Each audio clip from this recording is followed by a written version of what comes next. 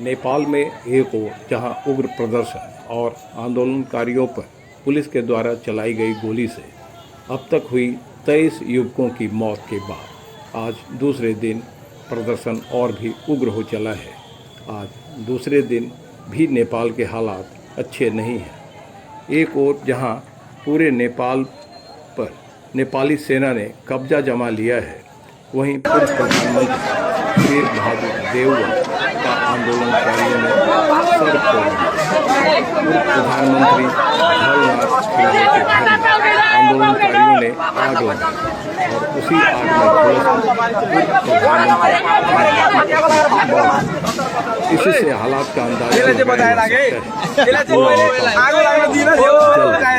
हाम्रो राजा हाम्रो देश राख्नुपर्छ भाइ, यसलाई राख्नुपर्छ, यसले जोगा राख्नुपर्छ। यह दृश्य भारत नेपाल की सीमा से लगे सुनसरी जिला मुख्यालय इनरवा की है, जहां इनरवा नगर पालिका के मेयर केदार भंडारी के घर की ओर एक उग्र भीड़ दौड़ती चली गई और तोड़फोड़ के बाद आंदोलनकारियों ने उस घर को आग के हवाले कर दिया। इस घटना के पीछे की जो सच्चाई है वह भी कम रोचक नहीं है। आज से 17 वर्ष पूर्व राजतंत्र के खात्मे के बाद नेपाल में प्रजातांत्रिक व्यवस्था कायम हुई थी। राजतंत्र के समय पूरे नेपाल में लॉ एंड ऑर्डर की जो बेहतर स्थिति थी, प्रजातांत्रिक व्यवस्था कायम होने के बाद उसमें बुरी तरह गिरावट आई। अधिकारियों और पदाधिकारियों का राज कायम होता चला गया। भ्रष्ट अधिकारी और नेताओं की तूती बोलने लगी।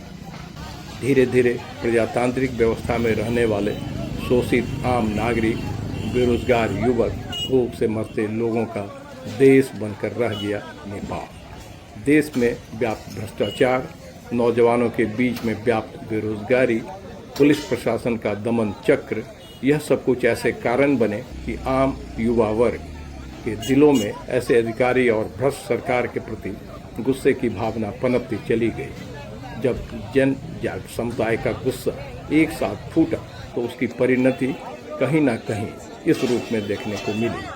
आज नेपाल के राष्ट्रपति, प्रधानमंत्री और कई मंत्रियों ने जहां अपना इस्तीफा सौंप दिया है, वहीं नेपाल के गृह मंत्री और वित्त मंत्री को आंदोलनकारियों ने सड़क पर दौड़ा दौड़ा कर पीटा। आज आंदोलन के दूसरे दिन भी प्रदर्शन और आगजनी की घटनाओं ने उग्र रूप ले लिया।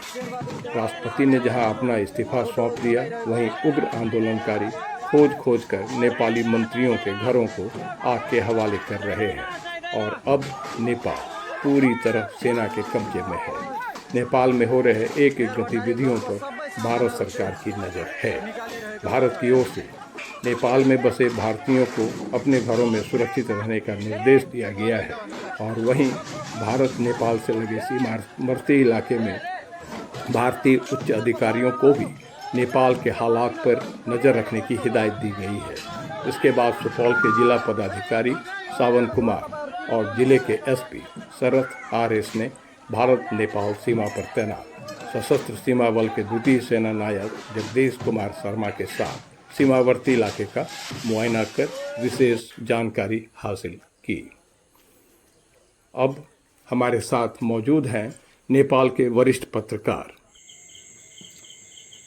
पिछला समय नेपाल में GNG युवा पुस्ता जो नेपाल में है, विशेष करके 16 से 30 के भीतर एज के युवा सब विशेष करके अभी प्रदर्शन में उतरे हैं। और इसका बात करें तो 24 घंटे में GNG युवा कार्यकर्ता नेपाल भर में तो प्रदर्शन में बहुत, जैसे संसद भवन हुआ, इसका बाद सिंह दरबार हुआ, लगायत में आगजनी हुआ है। इसका असर सुनसरी सदरमुकाम इनरवा में भी हुआ है, जो कि विशेषता से बात करें तो भारत का बिहार राज्य सुपौल जिला और अररिया जिला से सीमा जुड़े हुए, इसका असर सुनसरी सदरमुकाम इनरवा में हुआ है। और यहाँ पर भी आक्रोशित युवाओं का भीड़ जो बोले वो इनरवा नगर पालिका के कार्यालय, इनरवा नगर पालिका के 1 नंबर वार्ड कार्यालय, इनरवा नगर पालिका के 3 नंबर वार्ड कार्यालय और कोसी गाँव पालिका के अध्यक्ष अयूब अंसारी जी का घर, निजी घर, कोसी गांव पालिका का कार्यालय। इसका बाद इनरवा नगर पालिका का मेयर केदार भंडारी जी का निजी घर में आगजनी हुआ है। इसके बाद नेकपा एमाले के कार्यालय में आगजनी हुआ है और नेपाली कांग्रेस के पार्टी कार्यालय में भी आगजनी हुआ है। और इनरवा नगर पालिका 6 नंबर वार्ड कार्यालय में आगजनी हुआ है। तो इनरवा नगर पालिका 6 नंबर वार्ड कार्यालय का अध्यक्ष सुमन थापा का घर में भी आगजनी हुआ है।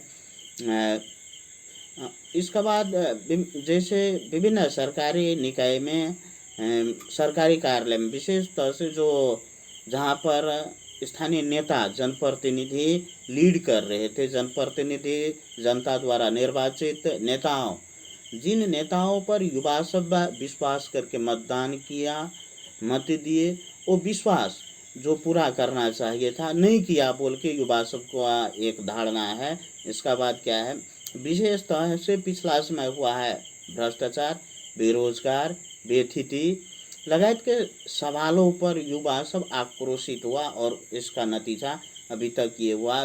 सुनसरी में विशेषतः इटहरी उपमहानगर पालिका में बोले तो 2 आदमी का मौत हुआ था और आज युवा सब इटहरी उपमहानगर पालिका में भी तोड़फोड़ किया है, आगजनी किया है।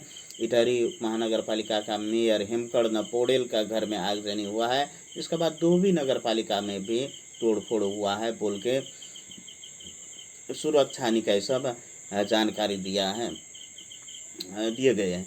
इसका बाद क्या है, विशेषतः युवा में आक्रोश जो पिछला समय देश में विशेषतः बड़ा भ्रष्टाचार, बेथिति, सुशासन, अपारदर्शिता लगायत के सवाल पर युवा सब घेरे हुए हैं नेता सबको। और नेता सब जो आए, जो लोकतंत्र बोल के आए और बाद में अपने तंत्र में लग गए। विशेष ना जनता का सुनवाई हुआ जो जायज मांग था बोल के इस सब सवाल में युवा सब घेरे हुए हैं और आक्रोशित हुए हैं।